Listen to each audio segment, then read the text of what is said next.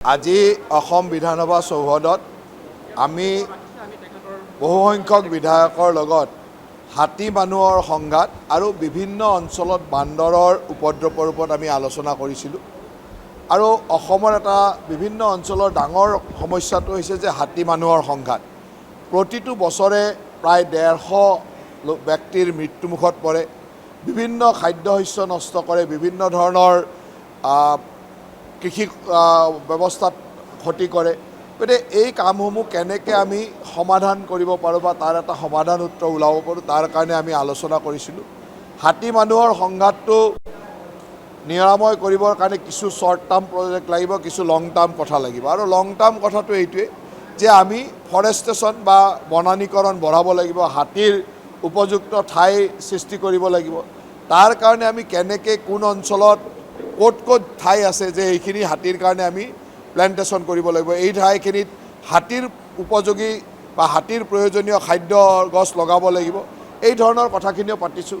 আৰু প্ৰত্যেকটো অঞ্চলত আমি একোটা জোন আমি কাৰণ হাতীয়েতো আৰু চাৰিসীমাটো আৰু ডিষ্ট্ৰিক্ট বৰ্ডাৰ বা ষ্টেট বৰ্ডাৰৰ কথা নাথাকে। হাতী হ'ল যে কোনটো অঞ্চলত কিমান হাতী আছে তাক কেনেকৈ আমি নিয়ন্ত্ৰণ কৰিম, তাৰ কাৰণে প্ৰত্যেক অঞ্চলত থকা হাতীৰ সংখ্যা আৰু সেই হাতীখিনি কোনটো অঞ্চল বিচৰণ কৰে তাৰ ওপৰত ভিত্তি কৰি আমি একোটা জোন বনাই দিছোঁ।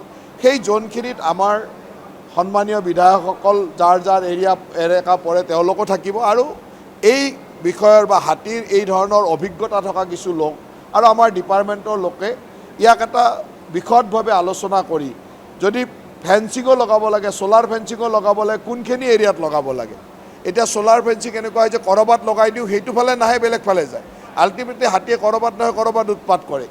সেইকাৰণে আমাৰ কথাটো এইটো যে কেনেকৈ আমি মানে এটা প্ৰপাৰ ৱেত ছ'লাৰ ফেঞ্চিং কৰিব পাৰোঁ, ক'ৰবাত বায়' ফেঞ্চিং কৰিব লগা হ'ব পাৰে, ক'ৰবাত কিবা হয়তো হাতীৰ খাদ্যৰ প্ৰস্তুতৰ কাৰণে গছ বন লগাব লাগিব পাৰে।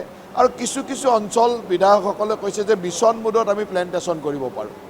তাৰ কাৰণে বিভিন্ন ধৰণৰ সংস্থা যেনেকৈ আমাৰ ফৰেষ্ট বেটেলিয়নসমূহে আছে, ক'ৰবাত আৰ্মি আছে, ক'ৰবাত বেলেগ ধৰণৰ ফ'ৰ্চ আছে যোনে আমাক এই ধৰণৰ সহায় কৰিব পাৰে যে একেলগে আমি ইমান হেক্টৰ মাটিত বা ইমান ডাঙৰ এৰিয়া এটা প্লেণ্টেশ্যন কৰিম। প্লেণ্টেশ্যনৰ কাৰণে কোনো অসুবিধা নাই। কিছুমান এৰিয়া আছে যে আমি মানুহ গৈ তাত কৰা অসুবিধা, কিন্তু এয়াৰ চিডলিং হ'ব পাৰে। এই ধৰণৰ কি ব্যৱস্থা ল'ব লাগে, এই গোটেই কথাখিনি আজি পুংখানুপুংখভাৱে আলোচনা কৰা হৈছে। আৰু সকলোকে কিছু ছাজেশ্যন আজি দিছে, আৰু সকলোকে অহা 20 তাৰিখ 21 তাৰিখলৈ আমি লিখিতভাৱেও ছাজেশ্যন দিব দিছোঁ। তেওঁলোকৰ এই ছাজেশ্যনখিনিক লৈ আমি 22 তাৰিখে এখন SOP প্ৰস্তুত কৰাৰ কথা ভাবিছোঁ, যি SOPৰে আমি আগন্তুক দিনত কাম কৰিম। কিছু হ্ৰস্বম্যাদী পৰিকল্পনা হ'ব, কিছু দীৰ্ঘম্যাদী পৰিকল্পনা হ'ব। আৰু এই পৰিকল্পনাখিনি কৰাৰ আগতে আমি সকলোৰে পৰা পৰামৰ্শ আৰু সকলোৰে পৰামৰ্শ লিখিতভাৱে হওক বেলেগভাৱে আজি কৈছে এই গোটেই পৰামৰ্শখিনি লোৱাটো বিচাৰিছোঁ। ঠিক তেনেদৰে বান্দৰৰ যিটো উপদ্ৰৱ বিভিন্ন অঞ্চলত, এই কথাটো অত্যন্ত গুৰুত্ব সহকাৰে আমি চাইছোঁ যে কি ধৰণে নিয়ন্ত্ৰিত কৰিব পাৰি। বিভিন্ন ফল মূল গছৰ লগোৱা কথাও কৈছে, সেইখিনিও আমি কৰিম। তাৰ লগে লগে হিমাচল প্ৰদেশত বন্যাকৰণো এটা ছাকচেছফুল মেথড হিচাপে পৰিগণিত হৈছিলে। এতিয়া তাত কি ধৰণৰ কথা আহিব পাৰে, আমি স্থানীয় বিধায়কসকলৰ লগত স্থানীয় ৰাইজৰ লগত কথা পাতিব দিছোঁ যে বন্যাকৰণ এটা ব্যৱস্থা হ'ব পাৰে নেকি। আৰু ফৰেষ্ট এণ্ড ভেটেনেৰী ডিপাৰ্টমেণ্টে বন্যাকৰণ কৰিব লাগিলে কেনেকুৱা ব্যৱস্থা হ'ব, কাৰণ ইয়াৰ এটা চাইণ্টিফিক মেথড আছে। তাৰ কাৰণে মানে আমাৰ ভ্ৰাম্যমান অতি লাগিব, ডক্টৰ ষ্টাফ লাগিব, ফৰেষ্টৰ সেই ব্যৱস্থাটো লাগিব, তাৰ কাৰণে কিছু মেচিনেৰিজ লাগিব। সেইখিনিৰ কাৰণে আমি চিন্তা কৰিছোঁ, আৰু বেছিভাগেই বন্যাকৰণটোত কৰিব লাগে বুলিয়ে কৈছে। তথাপিতো মই ৰাইজৰ লগত অলপ লোকেল ৰাইজৰ লগত কথা পাতিব দিছোঁ, আৰু চাইণ্টিফিক মেথডেৰে, এনেকুৱা নহয় যে যধে মধে কৰিব, এইটো নহয়। তাৰ কাৰণে আমি যি সা সঁজুলি গাড়ী মটৰ লাগিব, আৰু তাৰ কাৰণে যিটো ব্যৱস্থা অপাৰেশ্যন থিয়েটাৰ ইত্যাদি লাগিব, এই গোটেইখিনি কেনেকৈ ক'ত পাব পাৰে, কি ধৰণে, এই কথাখিনিকো মই আগবঢ়াব দিছোঁ। আৰু খুব কম দিনৰ ভিতৰত ৰাইজৰ লগত কথা পাতি আমি চিন্তা কৰিম যে কোনটো কাম কৰিলে ঠিক হ'ব।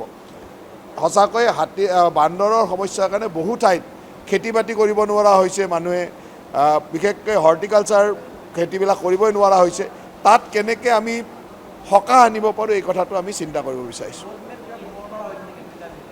দুইটা বিষয়তে আমি অহা 2-3 দিনলৈকে সকলোকে পৰামৰ্শবিলাক দিব দিছোঁ। আজিও বহুত পৰামৰ্শ দিছে আৰু বহুতে ইমান কম সময় ধৰক 2-3 ঘণ্টাতো সকলো পৰামৰ্শ নাহে, লিখিতভাৱে পৰামৰ্শখিনি আমাৰ বিভাগত দিব দিছোঁ। 22 তাৰিখ মানে আমি এটা SOP প্ৰস্তুত কৰিম আৰু এই SOPটো প্ৰস্তুত কৰাৰ সময়ত আমি চাম যে কেনেকৈ আৰু কাৰ লগত আলোচনা কৰিব লগা আছে। সেই SOPটোৰ ওপৰত ভিত্তি কৰি আমি অহা দিনসমূহৰ পৰিকল্পনাটো কৰিম যে এই ঠাইত এইটো কৰিব লাগিব আৰু সেইখিনিও আপোনালোকক সময়ত মই জনাই দিম।